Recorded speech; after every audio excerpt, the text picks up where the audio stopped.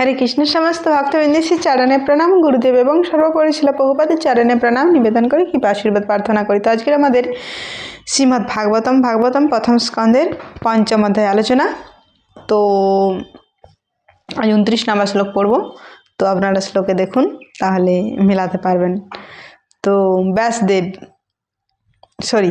নারদ মুনি তিনি ব্যাসদেবের সামনে তিনি বলছেন, তো সে ভগবান সেই মন্ত্র প্রভাব কি তা আমার জীবনে হয়েছিল, 2 জন্মের আগের কাহিনী তিনি শোনাচ্ছেন। আজকে আমরা শ্লোকে আসি। শ্লোক আমরা দেখুন। ইমাম সনিগমম ব্রাহ্মণ অবেত্তামত অনুষ্ঠিতম আদত মে জ্ঞানম ঐশ্বর্যম সবিষ্ণভাবন চ কেশব। অনুবাদ: হে ব্রাহ্মণ, হে ব্যাসদেব, পরমেশ্বর ভগবান শ্রীকৃষ্ণ আমাকে বেদগুহ্য জ্ঞান দান করে এবং তারপর অনিমা আদি দিব্য ঐশ্বর্য দান করেন এবং সেগুলির প্রতি আমার অনাসক্ত দর্শন করে তিনি আমাকে প্রেম প্রদান করেছিলেন। তো ভগবান প্রেম প্রদান করেছিলেন। প্রেম আমরা দেখেছি একদম সর্বোচ্চ স্তরে 9 নাম্বার আমরা দেখেছি। প্রথমে আছে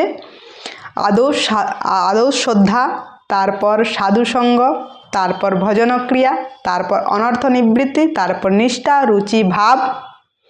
নিষ্ঠা রুচি আসক্তি ভাব প্রেম।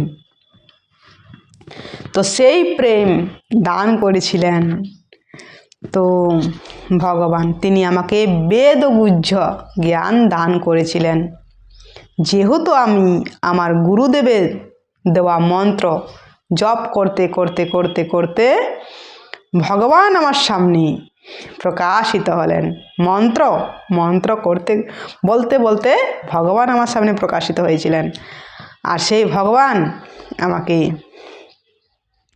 অষ্টসিদ্ধি দিতে চেয়েছিলেন, অনিমার লঘিমা।